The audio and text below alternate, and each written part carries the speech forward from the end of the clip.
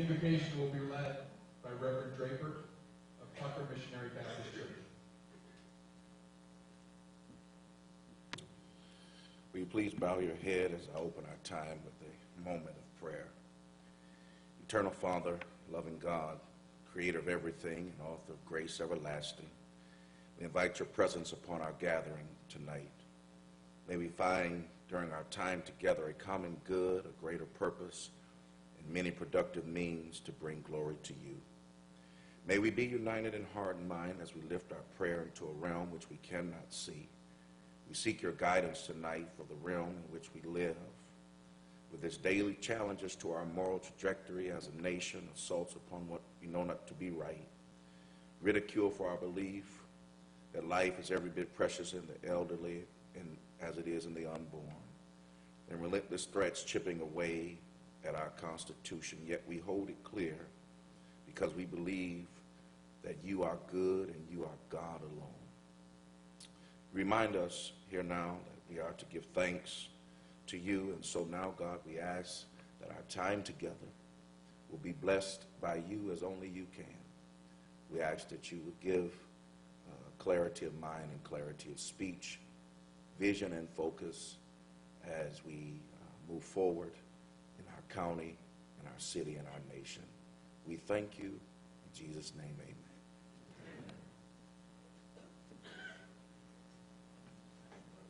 Please join us in the Pledge of Allegiance, led by John Tamino and the Higher Ground team.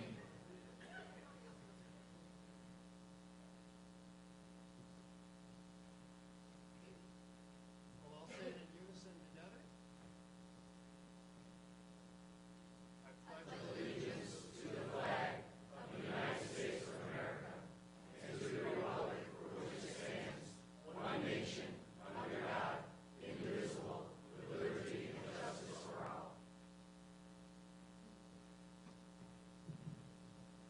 Please be seated. Let's welcome Dr. Casey Crago, President of Onondaga Community College.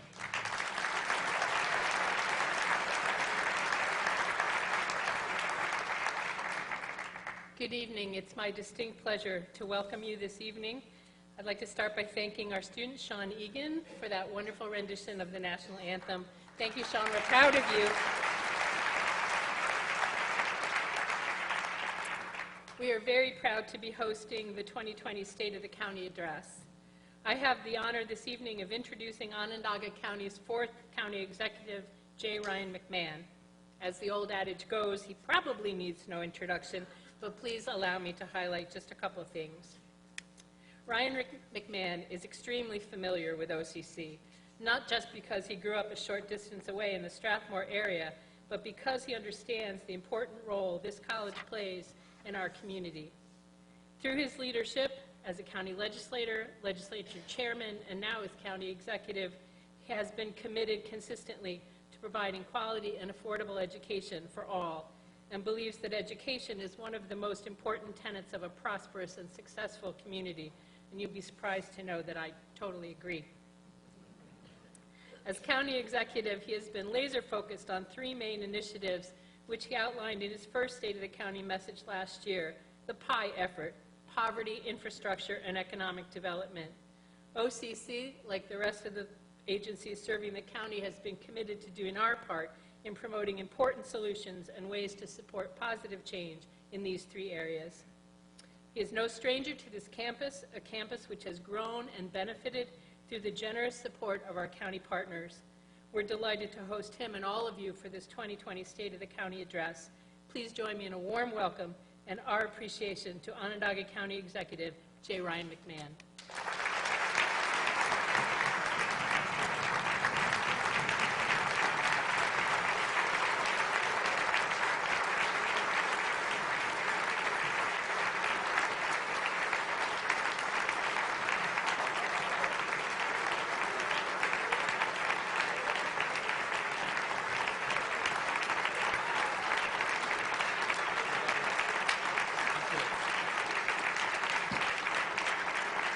Thank you.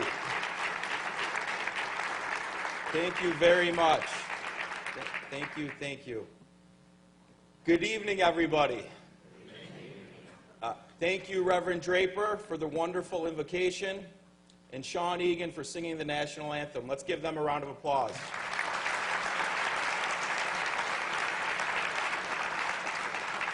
A special thank you to John Tomino and the Higher Ground team for leading us in the Pledge of Allegiance. Higher Ground is one of our innovative workforce development programs that has helped over 335 clients find dignity through work. The success is undeniable, and I look forward to the program's future. You can give them another one. And thank you to our host, Dr. Casey Crable. Dr. Crable, we are very lucky to have you. Thank you for that kind introduction, and you are one of the great ambassadors of our PI platform. Thank you very much. OCC is home of the defending national champion men's lacrosse team. Come on. OCC is also the home of the innovative and nationally recognized Box of Books program. This initiative, a partnership with OCC and Barnes & Noble College, dramatically reduces the cost of textbooks and technology. In fact, students saw nearly a 70% decrease in their cost for textbooks and could even purchase a Chromebook for only $250. Good deal. The rest of higher education should learn and adopt this best practice started right here on this campus. This is one of just the many success stories here at Onondaga Community College in 2019.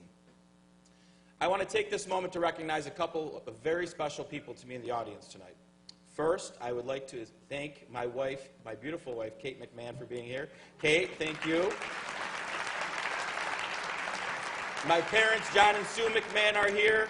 Give them a round of applause. They've dealt with a lot over the years. My brother, Tom McMahon, is here. Tom, my son, Jack McMahon, is here. Jack, wave to the crowd here, Jack. And fresh off a father-daughter dance this weekend, my daughter, Madeline McMahon, is here. So, our Andrew McMahon, our 3-year-old son, cannot be with us tonight. You see, Officer McMahon is patrolling the streets as we speak. Okay. I want to recognize some of our new department heads. 911 Commissioner Julie Korn, Chief Diversity Officer Monica Williams, Probation Commissioner Phil Galuppi, Director of Economic Development Bob Petrovich, and new Library Director Christian Zabriskie. And let's not forget our Purchasing Director Dan Hammer.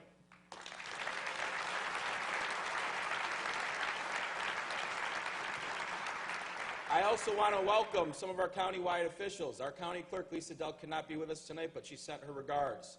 Our new County Comptroller, Marty Masterpole. Give him a round of applause. We can do that. Our great District Attorney, Bill Fitzpatrick. And our good friend, Sheriff Gene Conway. I also want to welcome new legislators, Kuhn and Williams, and welcome back Legislator Kinney. So, this goes for everybody, but let me remind our 3 new legislators. Let me offer you some free, unsolicited advice. The most successful legislators are the ones with a 100% voting record with their county executive. Okay? Bill, you're already falling behind.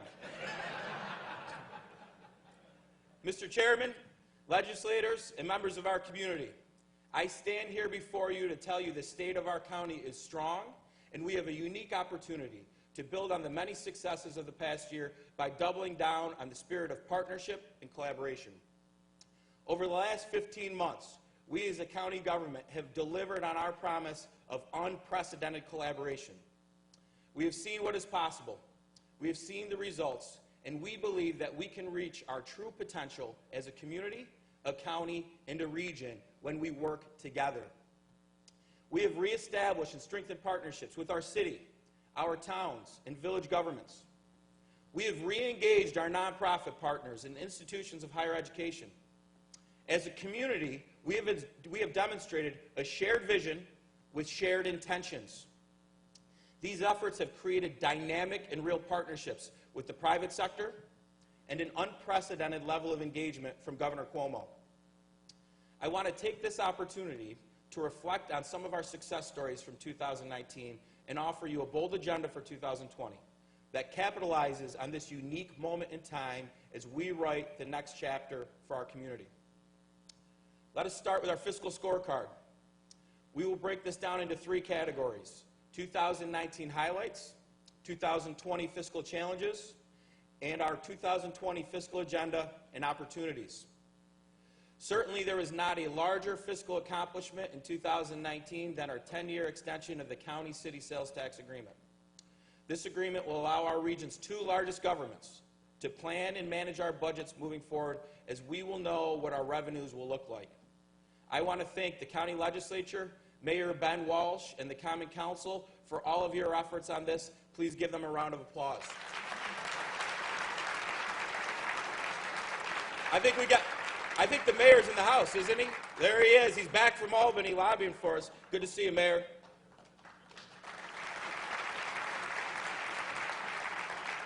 In 2019, we also extended our village improvement program, recognizing villages as small cities and investing more resources in them. We also held the towns and villages harmless and paid out their AIM payments with the proceeds of countywide sales tax. In 2019 also saw winter severity snow plowing payments to our town and village partners totaling $1.6 million. I'm pleased to report that as we close out our books, we ended 2019 spending $16 million less than we budgeted. However, there's a however. However, due to volatile sales tax growth and AIM payments to towns and villages, our revenue projections did fall. Nevertheless, we still anticipate a budget surplus of $3 million.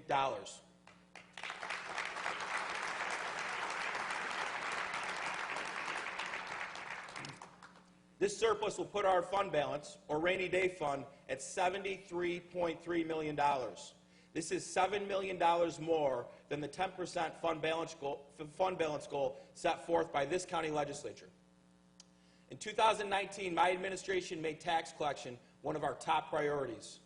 For far too long, many corporate actors did not pay their taxes for years, daring the county to do something about it. Well, there's shopping town. The problem is compounded by law. Onondaga County holds towns, villages, and school districts harmless in tax collection. In other words, we make our local governments whole, and Onondaga County is then responsible for chasing down these irresponsible corporate citizens. So we decided to take a different approach and created the Accountability and Reinvestment Corporation, which allows us to take properties for back taxes and shield the county from any potential liability.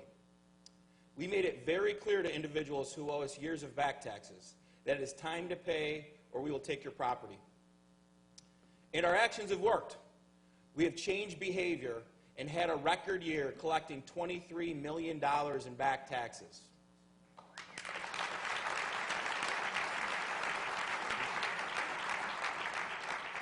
We also took aggressive action with many hotels that were late paying room occupancy tax, or ROT.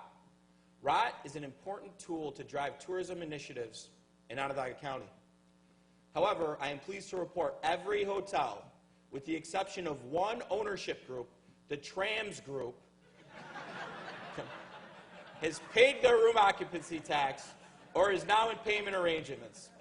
This has resulted in an additional $500,000 collected in 2019.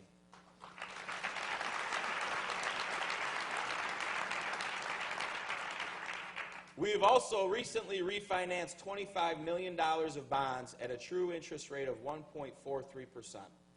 This refinance will save the taxpayers $3.2 million over the next 10 years.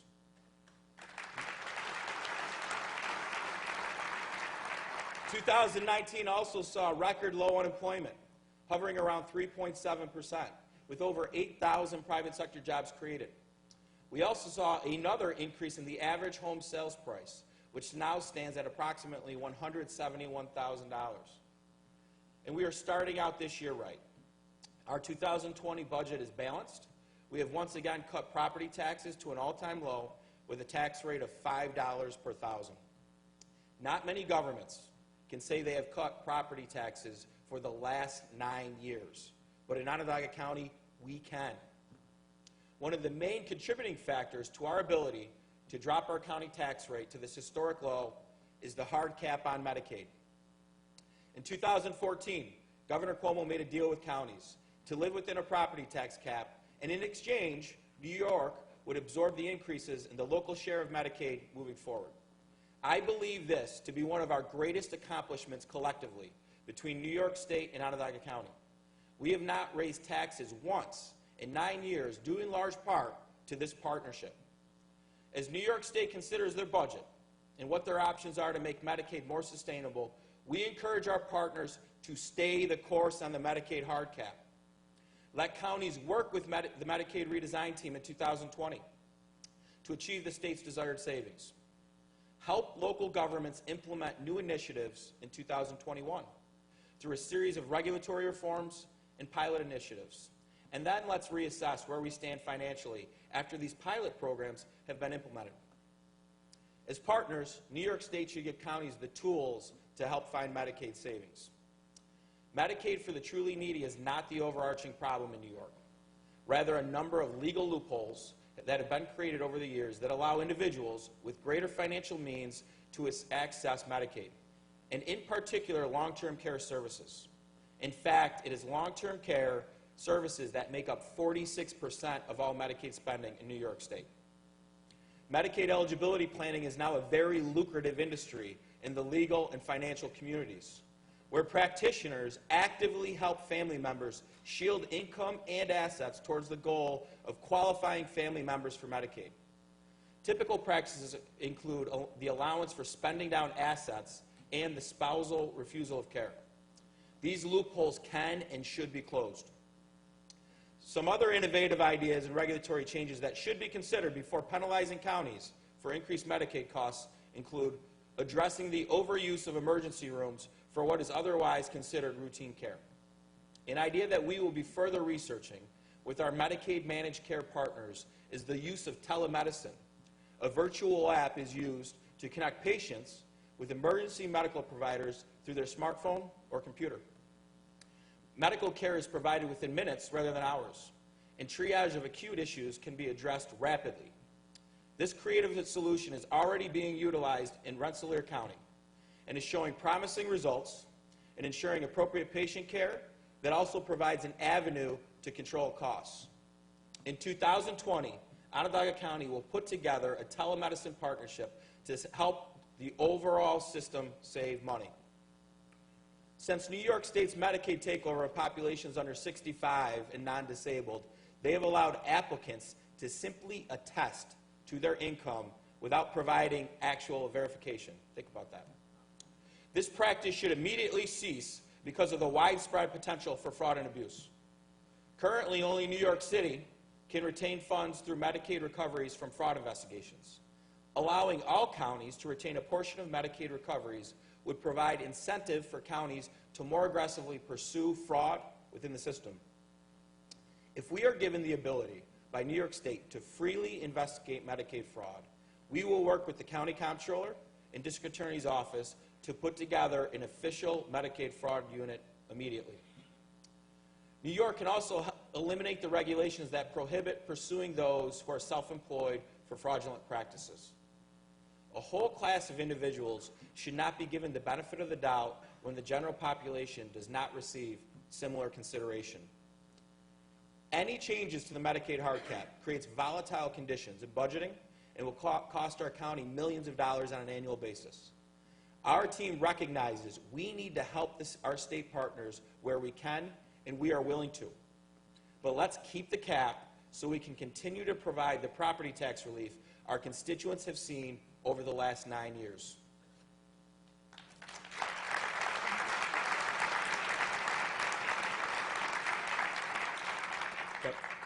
Much has been written and discussed about the New York State bail reform that took effect on January 1st.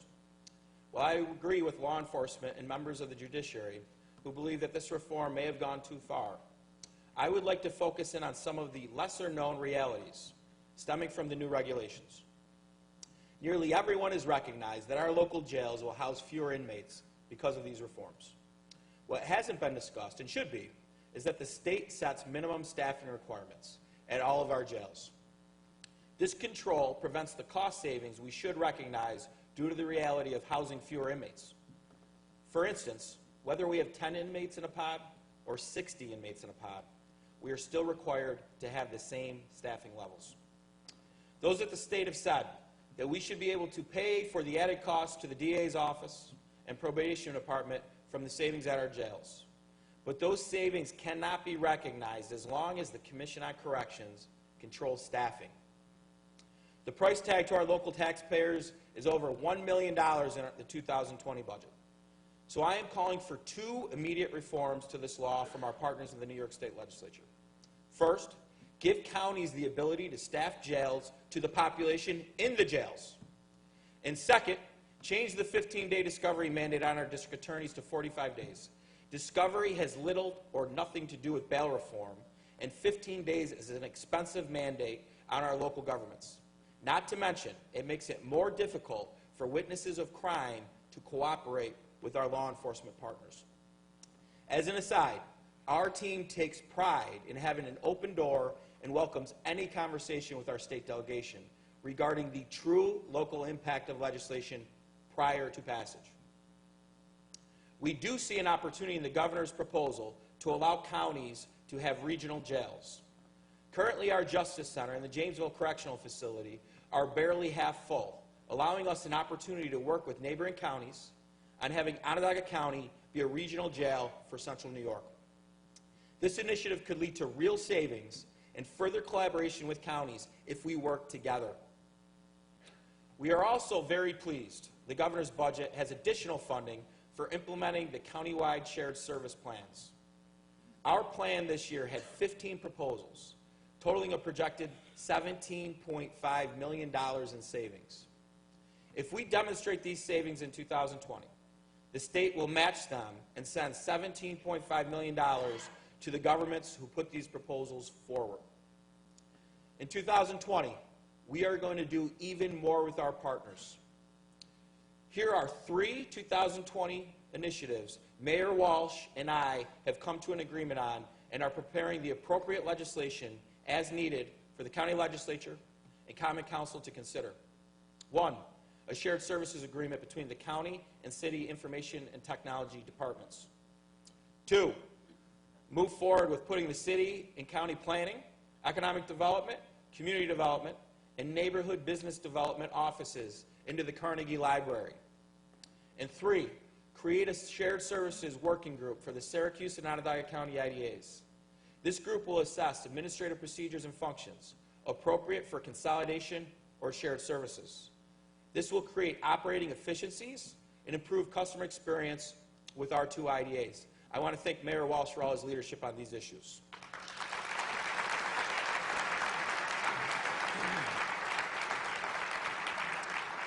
We also need to remain vigilant in managing our out-year fiscal liabilities. Retirement health insurance is a major liability. Right now, retirees pay 15% in contributions to their health care plan, while current employees on average pay 20% contributions on their health plan.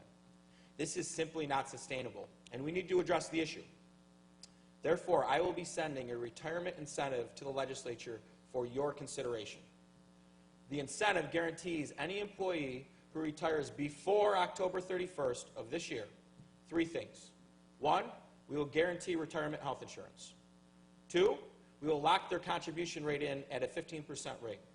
And 3, they will receive a one-time $5,000 incentive payment.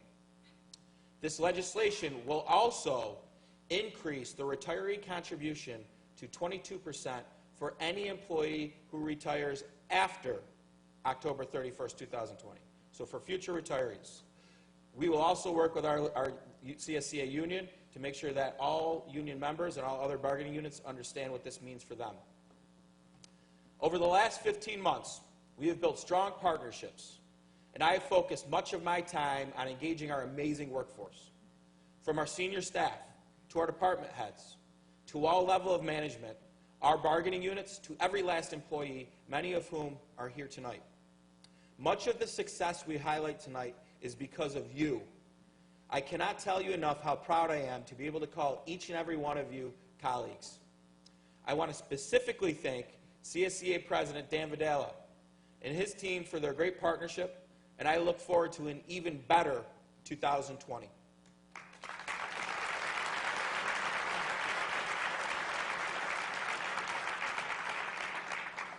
In 2019, I asked you to think differently and help me diversify our county workforce.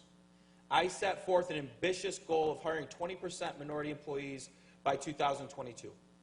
While there is still work to do, I am happy to report that since taking office, my administration has increased our minority hiring to 30%.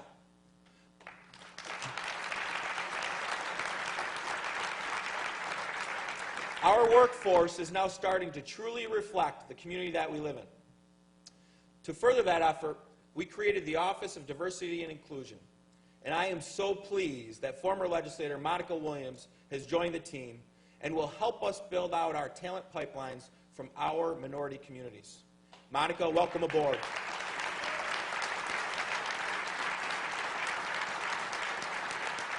See, Monica got confused today. She's used to sitting over there, but we had to get her a new seat.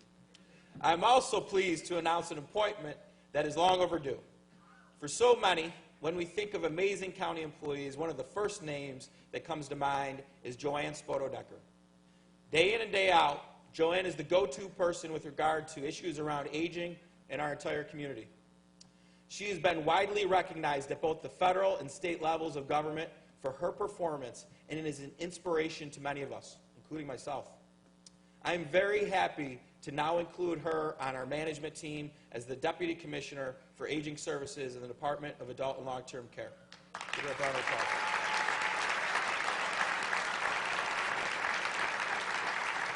Now, I have included this announcement in this part of my address intentionally.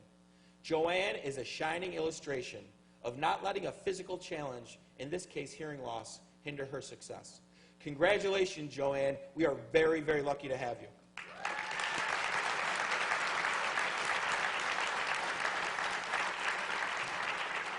You will also be hard-pressed to find another entity that has done more with procurement to drive business to local vendors and minority and women-owned businesses than our team in purchasing. In 2019, we awarded $55.5 million in contracts, with $18.5 million going to MWBE companies. Our procurement strategy has driven more tax dollars to local vendors, giving small business the opportunity for resume-building work. I am also proud of the partnership we have forged with our local veteran community. Our relationship is no doubt stronger than ever, and that is thanks to, in part, some of the initiatives that we realized in 2019. For starters, we eliminated the cost of burials for our veterans, their spouses, and eligible dependents at our veteran cemetery. We also work with our Veterans Advisory Council to ink a naming rights deal with the Upstate Medical University. The Syracuse Crunch will now play in the Upstate Medical University Arena at the Onondaga County War Memorial. I am also pleased to report that much of the naming rights revenue will be directly reinvested into the War Memorial, honoring our veterans and their service.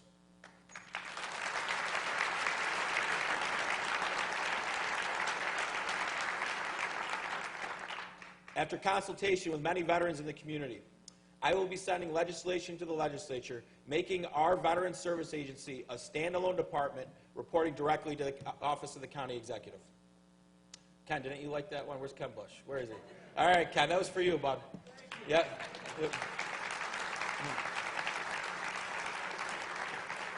Another top priority of myself and our local veterans was to find a new leader for our Veteran Service Agency. Tonight, I am pleased to inform you that I have nominated Sergeant Anne-Marie Mancia to be the next director of the Veteran Service Agency.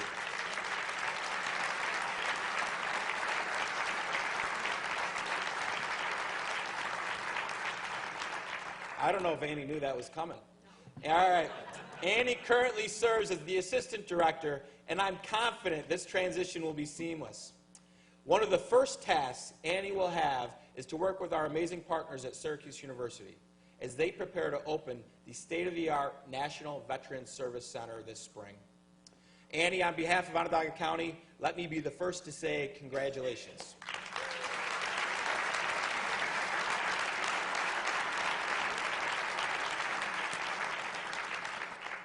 In 2019, after a deep dialogue with the community, I put forward our PIE agenda. We challenged our team and the community at large for long, mid, and short-term strategies for success in our three main categories of poverty, infrastructure, and economic development. Our PIE platform was embraced by many of you, and we are honored and pleased that our agenda was also supported at the ballot box by the community this past November. As I said last year, the moral challenge of our time as leaders is addressing and making substantial gains on the issue of poverty. Poverty is a symptom of the lack of development and opportunity. We need to change this. Poverty is not just an urban issue. We have extreme rural poverty and suburban poverty as well. Our goal is to make poverty a temporary moment in time for someone, not their way of life. And we see no better cure to poverty than through economic opportunity and a job.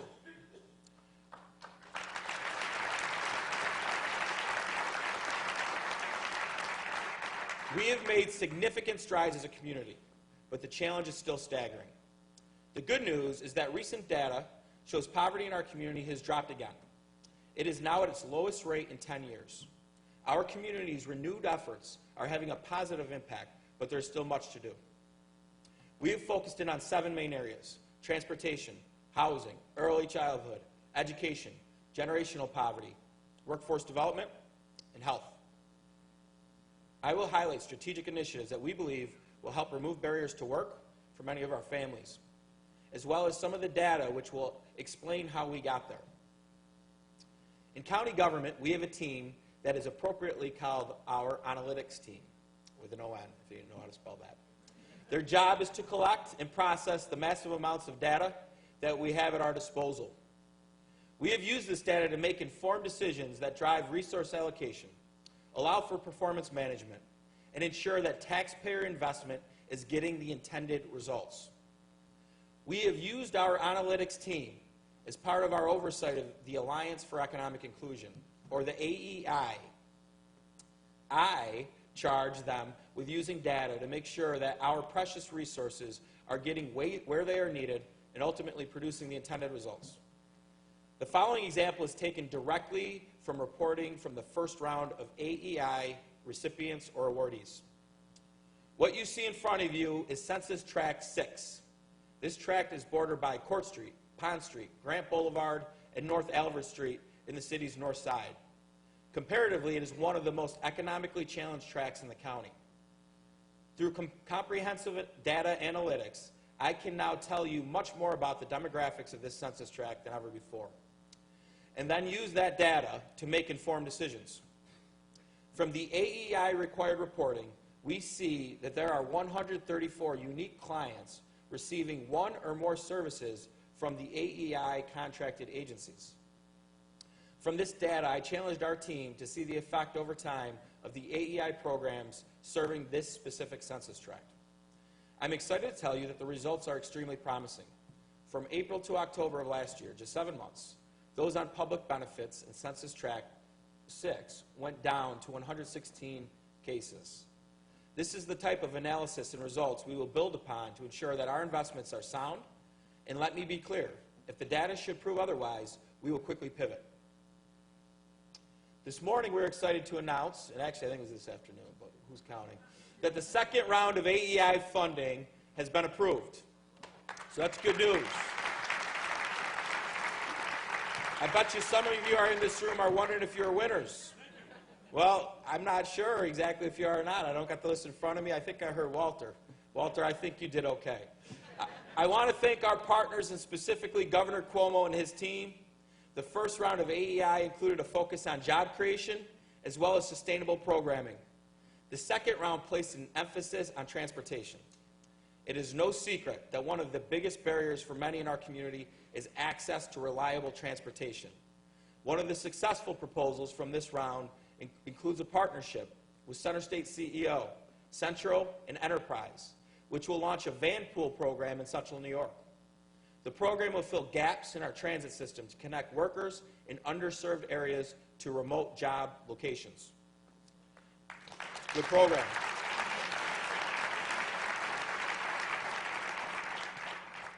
Providence Services of Syracuse will also provide an alternative transportation solution to and from work for low-income individuals that cannot use Central.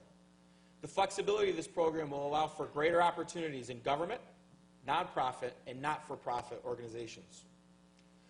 We are also one of the only counties in New York State that has seen a reduction in the homeless rate.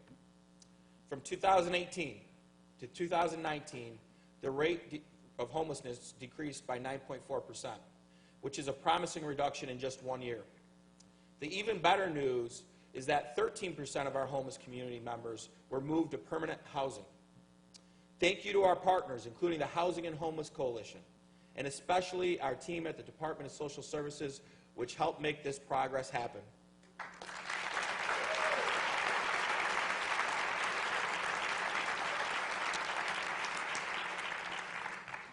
An offshoot of our homeless and housing efforts is our investment in a tiny home for good.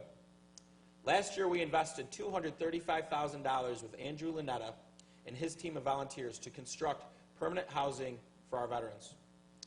2 have already been completed, and 5 more will be done in coming months.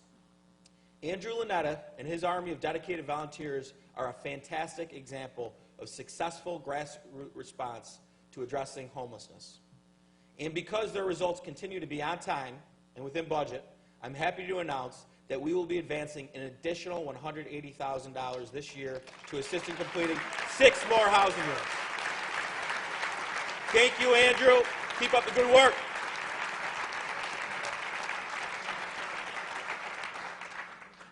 The availability of quality and affordable early childhood is an area where we must find a solution. Too many families are unable to afford the cost of childcare, let alone find providers with space. Last year, with the support of this county legislature, we invested $1.5 million in the Early Childhood Alliance. Among many other things, this investment has helped significantly reduce the cost of childcare for eligible families. We all know that kindergarten readiness is critical to future success. We must prepare our children for the workforce of tomorrow, and every child in our county being kindergarten ready is critical to this effort.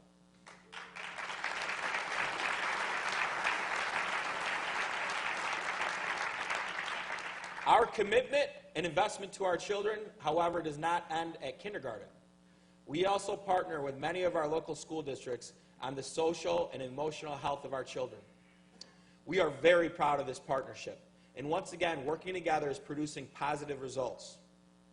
The Syracuse City School District recently announced that their graduation rates have risen again to 64.5%. When we began our partnership with the Syracuse City School District 10 years ago, graduation rates were in the 40s. We are clearly on the right track and will keep pushing forward until we see every child entering high school walk across that stage with a diploma in hand.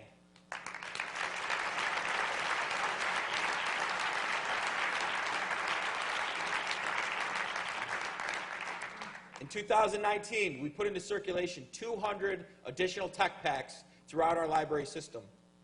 These tech packs are comprised of a Chrome tablet and a hotspot, helping to address the digital divide, which exists throughout our county. Demand for these tech packs is high, and the response from the community has been overwhelming.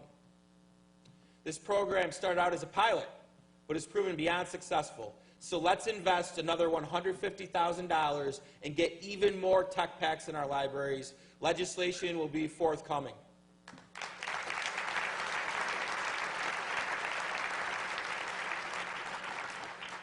We also placed a renewed emphasis on assisting families experiencing multi-generational poverty. Through our coordinated efforts in working directly with each family, the number of cases declined by 14% in 2019. This is a great start, but we have more work to do. We also continued our partnership with Mayor Walsh and the City of Syracuse with our Summer Youth Jobs Program. Over 1,400 youth participated in 2019. Work is dignity, no matter what your age. This program has been a huge success, and we will work with all our partners to make sure the program grows again in 2020.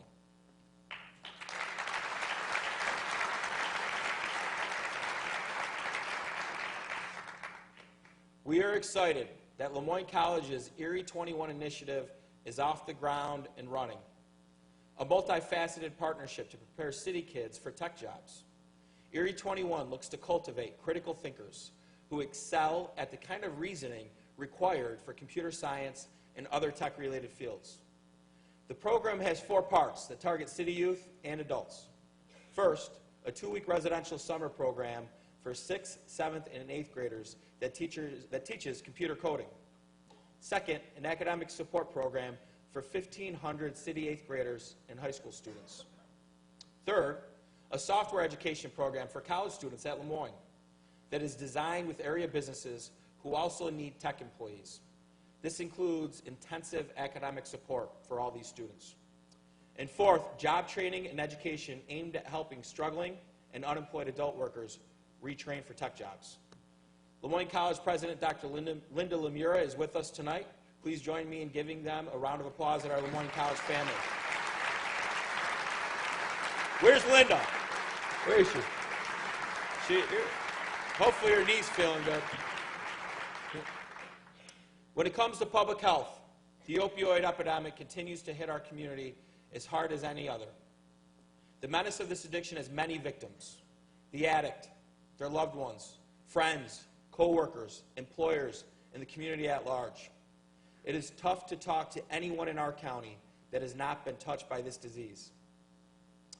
But Onondaga County continues to show leadership in combating this public health issue, and we are seeing promising results. After reaching a peak in 2016, deaths due to opioids have declined 40%. In 2019, we lost 107 neighbors. Out of this number, 101 of these deaths were related to pills, not needles. Without question, the recent formation of the opioid court has been very successful and took our law enforcement partners in an important direction to decriminalize addiction. This progress would not have happened without Bill Fitzpatrick and the late Honorable James C. Tormey III.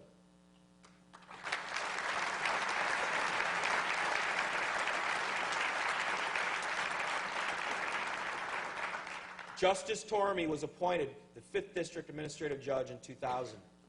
He established drug courts, opioid courts, and pioneered community court, which took low-level offenders into the community to provide community service in lieu of incarceration. He even presided over this first Onondaga County same-sex marriage. Justice Tormey lived by 2 quotes: "Temper justice with mercy, and justice delayed is justice denied." He was the first to credit his fellow judges, court employees, and staff for their relentless dedication to the district's successes. We all miss Justice Tormey dearly, and the legacy of his service is felt and seen every day in our county.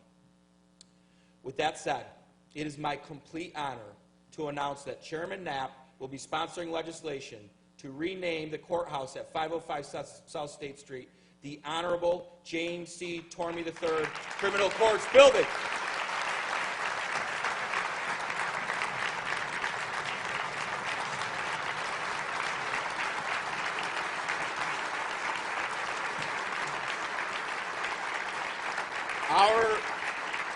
Our very good friend Sue Tormey is here. Sue, we love you dearly.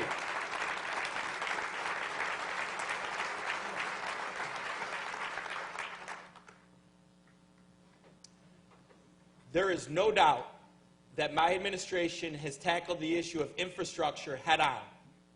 When looking at our infrastructure challenges, we see them as opportunities to lead, to innovate, and to grow. As we all know, our largest infrastructure challenges are those below ground and those impacting our most precious natural resource, our water.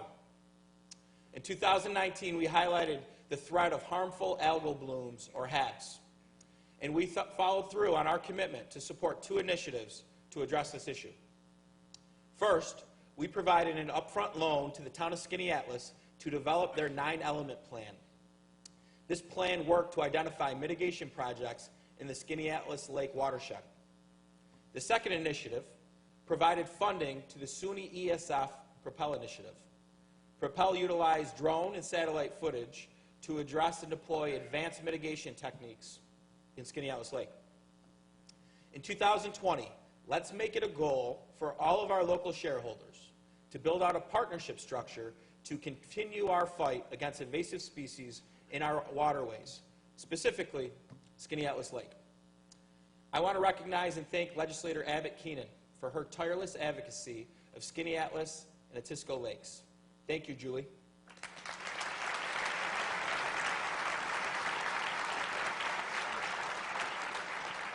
In 2019, we also highlighted our wastewater challenges and promised you a plan. And we have done just that. Our plan calls for Onondaga County to enter into long-term leases with our sewer district communities and take over control of the infrastructure. This corrects the ownership and maintenance challenges in the old system and will allow us to fix the leaky pipes and make the other needed investments in our wastewater system. By implementing this plan, neighborhoods will have the potential to grow. We will be able to continue marketing our community for new business, and existing businesses will be able to expand. More specifically, our plan calls for a 15-year implementation, and our financial model predicts that ratepayers will save $7 million annually in year 3. These savings then skyrocket to $70 million annually for the ratepayers in the whole community in year 13. This historic consolidation makes environmental and fiscal sense. So here are the next steps. Starting in Meadowbrook Limestone Service Area, we will execute the lease agreements which the legislature is in the process of considering. Second, we will begin work on the previously authorized $9 million of I&I work in the Meadowbrook Limestone area.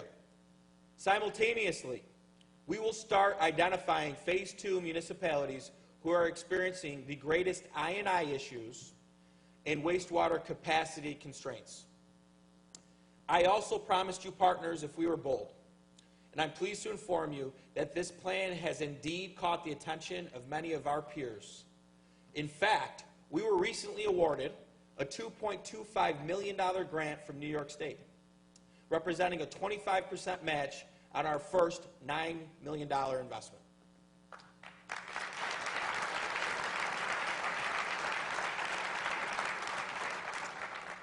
After 30 years and $660 million spent by the taxpayers of Onondaga County, a legal settlement between the county, the Atlantic States Legal Foundation, and the New York State Department of Environmental Conservation is finally underway. All of this progress has been made possible by Onondaga County's dedication to clean up Onondaga Lake and return this urban water body back into a recreational and ecological asset for the community. The settlement of the ACJ is possible because we exceeded milestones for capture and treatment standards set by the New York State Department of Health. Although the ACJ is coming to a close, our commitment to Onondaga Lake is far from over. We will work with the New York State DEC to create a long-term control plan to address the combined sewer system and its impact to the tributaries of Onondaga Lake. This is a huge milestone for our community, and I want to thank this legislature, as well as past legislators and former county executives Nick Pirro and Joni Mahoney for their tremendous stewardship of Onondaga Lake. Give them a round of applause.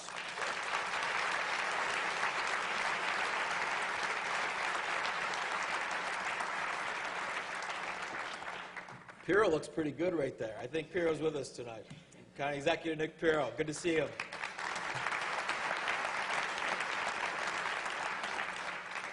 Thanks to a cleaner lake, we are now seeing Onondaga Lake become the epicenter of recreational activity in our community. Whether it is the New York State Fair, the amphitheater, Onondaga Lake Park, or the Inner Harbor, the progress is undeniable. Certainly, the popular Loop the Lake Trail is helping to drive this transformation to the next level. It is proven to have an amazing recreational and economic impact for our county, and 2020 will be a busy year of progress for the trail. The southwest extension of our trail to Harbor Brook, the bridge over CSX railroads connecting the trail to the Creek Walk, and the southeast loop and the Lake Lounge will all be completed in 2020. I'm also excited to share that our planning for the final stretch of our Loop the Lake Trail has begun. And make no mistake about it, we will complete the Loop the Lake Trail.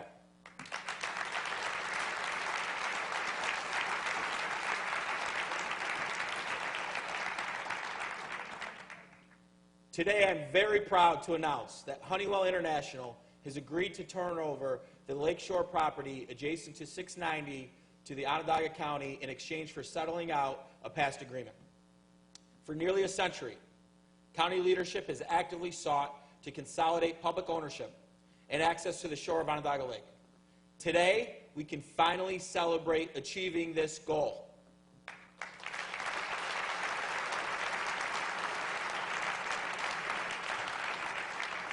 This property is comprised of 5 parcels in both the town of Geddes and the city of Syracuse, totaling over 40 acres of new waterfront park property. This is the final piece of privately held property on the lake, and now we can ensure Onondaga Lake is and always will be accessible to all.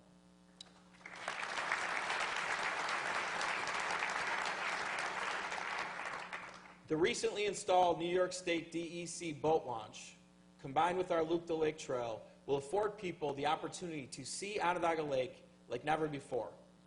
And know that this access will be available for generations to come. Thanks is due to Honeywell for being a responsible corporate partner in cleaning up this property. Now, speaking of the amphitheater, some people's favorite topic, last year was another strong year of ticket sales, resulting in a multi-million-dollar economic impact to the community. And for the second year in a row, the amphitheater ended the fiscal year with a net profit totaling $171,000.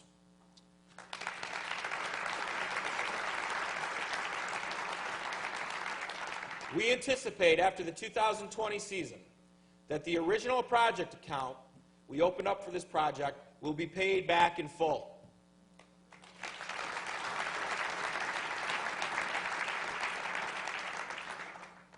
In 2019, the United Nations Gaming Exclusivity payments, which cover the bond payments on the amphitheater, totaled $3.577 million.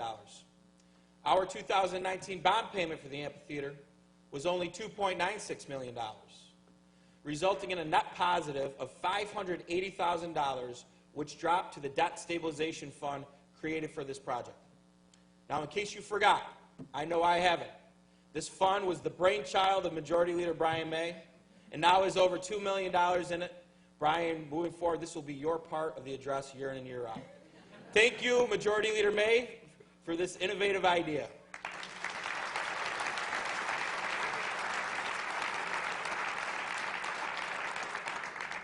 As we have learned, our infrastructure, both above and below ground, drives economic development. That is why in 2020, I'm going to come to you with a detailed plan to invest in a multi-sports facility. Sports tourism is a segment in the marketplace that has tremendous potential. We engaged market experts, and they have confirmed that Onondaga County is a prime location for this type of investment. This facility would help address existing inventory challenges for numerous local, recreational, youth, high school, and club sports. It will also be a significant driver for tourism and for tournaments. This multi-use facility would have several turf fields, a stadium, and dynamic indoor facilities. This project alone would produce 51,000 new hotel room nights into the marketplace, 600 part-time and full-time jobs, and generate local sales and room tax of over $3 million annually. It is also timely, as many hotel owners have expressed concerns over potential room losses due to the pending Interstate 81 decision. It is clear that this project makes sense on many fronts. In the coming months, I will bring you a funding and operating plan to make this project a reality. Let's get this project done in 2020.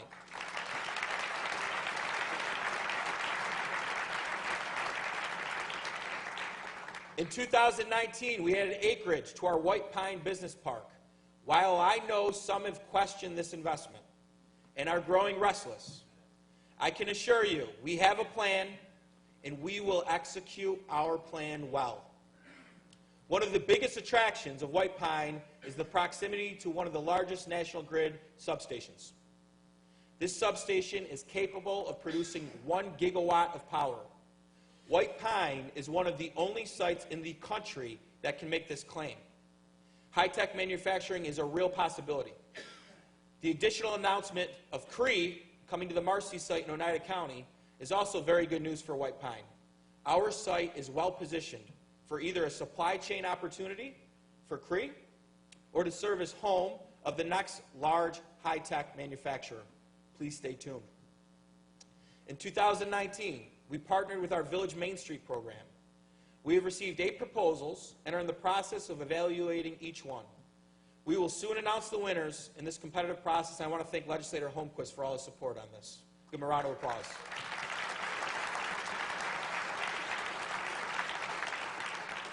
We also partnered on town planning grants, and I'm pleased to announce the recipients of these grants are as follows: the Town of Clay, Marcellus, Elbridge, Spafford, as well as the hamlets of the Skaneateles-Montville community and Lafayette. Our $250,000 has leveraged another $165,000, helping these communities plan for their future neighborhoods and business districts.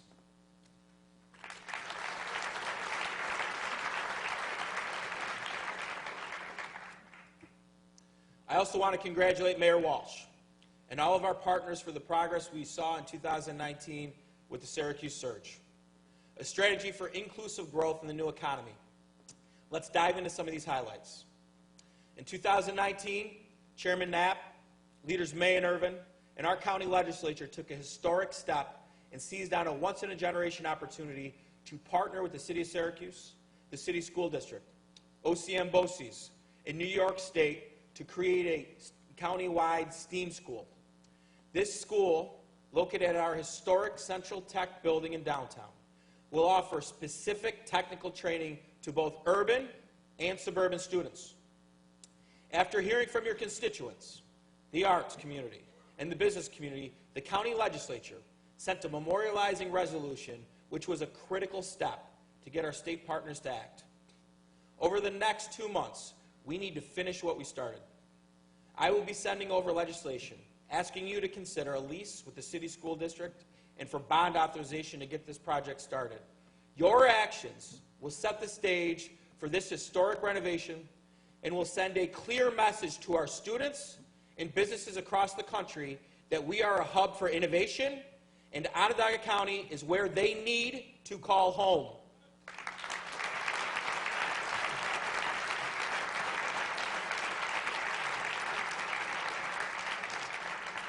In 2019, we saw Lockheed Martin, SRC, Saab, and TTM all have success in collectively winning $5.7 billion in major defense contracts. We have seen high-tech manufacturing companies like Hillrom, Inficon, and Cryomech hiring and investing. We have seen Genius New York drive young tech in the unmanned aerial systems, and we have seen leading young tech companies like Plows and Mows, Spincar, Ephesus, and TCG player called the Southern End of Downtown Home. You can see and feel a new spirit and a newfound confidence in our local government. The spirit is contagious, and it starts at the top with your county executive and your mayor, followed by your county legislature and common council, town and village partners, nonprofit partners, higher education partners, Center State CEO, MACNY. All of these partners are aligned with the intention to create a growing economy that brings economic opportunity to every neighborhood in our great county.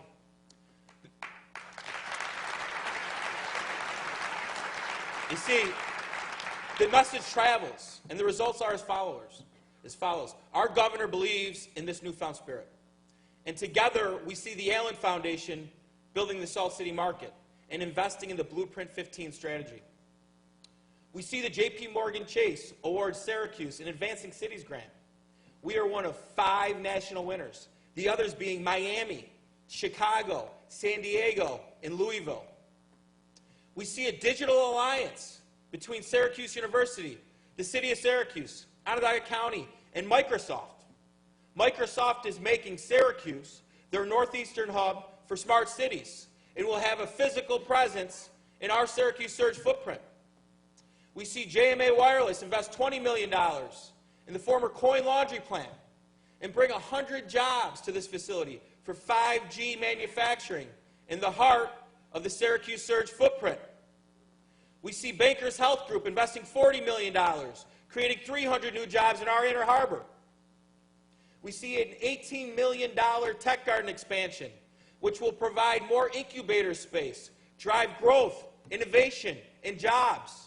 We see local companies like Tessie Plastics, founded by Henry Beck in 1973, investing and expanding from a small business to employing over 1,000 Central New Yorkers, with 3 locations in Onondaga County: the town of Skaneateles, the town of Van Buren, and the town of Elbridge. And we are very happy to report that Tessie Plastics will be investing another $18 million in a 98,000 square foot expansion and creating 150 new jobs at their Elbridge location.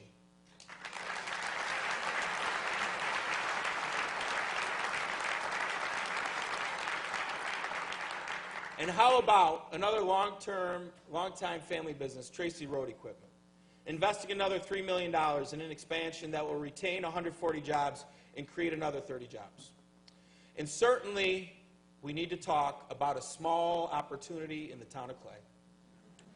I know everybody wants to focus on who the company is, but what I want you to focus, and if you have to close your eyes right now to focus, please do it. But what we really need to understand is what this opportunity represents. 1,000 full-time jobs, $40 million of new payroll in our community, 200-plus construction jobs injecting tens of millions of dollars in wages, and millions of dollars in supplies and materials. We cannot forget this company will be our neighbor, and they will be spending millions of dollars a year, which will further support our local companies. On day one, this project will inject new tax revenue to the county, the town of Clay, and the school district. Over the 15-year pilot agreement, local governments will realize $28 million more than the existing golf course would have paid over the same period of time.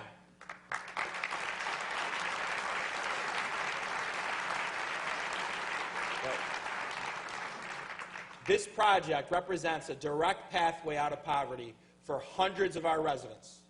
This facility will be the second largest e-commerce logistic facility in the world. Our county and our partners at the town of Clay, including Supervisor Damian Ulatowski, have performed well, granting the necessary approvals in a timeline that has allowed Trammell Crow to market the property, and we are pleased to announce that Trammell Crow has identified a tenant. Over the next few weeks, Trammell Crow will iron out the business deal with their new tenant, and we will announce in short order who our new neighbor will be. Folks, this project is happening. Onondaga County is on the map.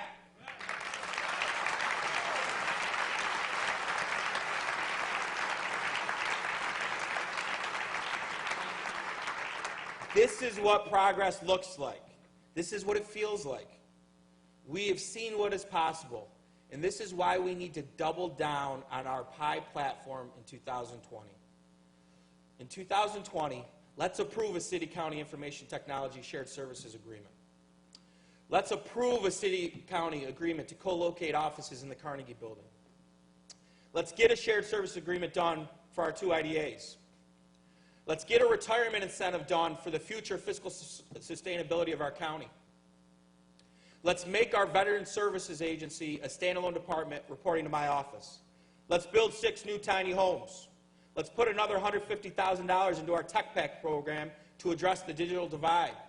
Let's honor the legacy of James C. Tormey III. Let's make history with our wastewater infrastructure consolidation plan. Let's work on finishing the final phase of the Loop the Lake Trail. Let's approve my administration's new deal with Honeywell and return 100% of the Onondaga Lake shoreline to the public. Let's build a multi-sport athletic facility that will drive tourism and over 50,000 additional new hotel room nights into the market. Let's get the STEAM school legislation adopted and get this state-of-the-art high school online. Let's not rest on our success of 2019. Let's keep the partisan swords out of local governance.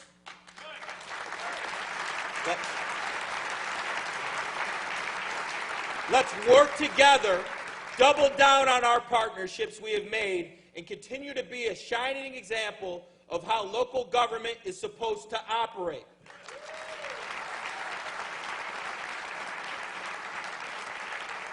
And let's realize that no matter who you are, where you live, the color of your skin, the name of your God, your gender, or sexual orientation, we have more in common than we do differences. And let's realize that every person in this room has this in common. Our greatest asset is time. We only have so much time on this planet. Our time is so valuable. For my colleagues in government, as we start this new decade, we have a moment in time where we have proven we can get along. We have a moment in time where we have realized our intentions are aligned. It is this moment where we must build on this progress. We must stay together, and if we do this, we can drive our city, we will drive our county, and we will drive our region to heights we have not seen before. Let's capture this moment together. Let's get to work. God bless all of you. God bless our county. God bless our country. Thank you. Thank you. Thank you. Thank you.